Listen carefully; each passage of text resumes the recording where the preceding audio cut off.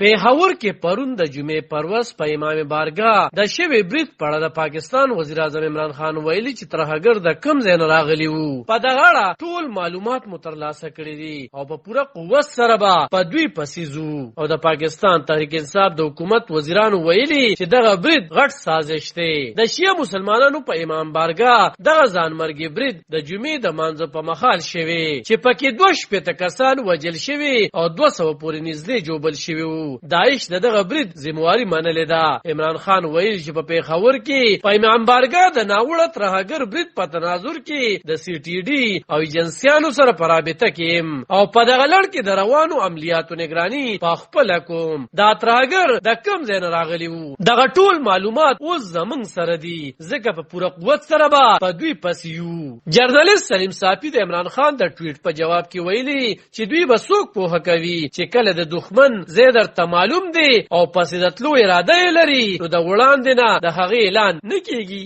د پیښور د برید په اړه د کورنیو چارو وزیر شیر رشید ویلي چې د پیښور چاودنه د یو غټ سازش حصه ده.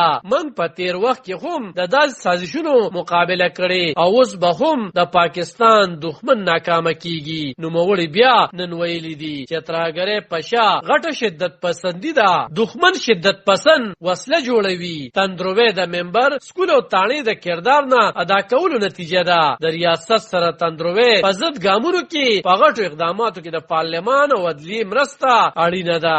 موږ لبا دا ګام اخیستل وي او د دې لپاره اتفاق رایې پکار ده. د پاکستان پیپل ګوند شازیه مری ویلي دي چې د پیپل ګوند چیرمن بلاول بټو زرداری د پیښور د برید غندنه کړي او افسوس یې څرګند کړي چې قومي اکشن پلان نه عملي کیږي. د مسلم لیگ نون خواجه آصف ویلي چې امن لوټ شو، ترهګري واپس راغله. نوموړي تحریک انصاف ګوند حکومت د نوم نه اغستو پرته ویلي ګراني جوړه شوی د خوشاله منزل رخ شوی. پاکستان په نړۍ کې یوازې شوی د قرضونو کچکول قوم نړیوال خیراتی جوړ کړي. د بدلون قیمت به څوک ورکوي؟ علب خان شیرپو، دلبر نیوز، پیښور.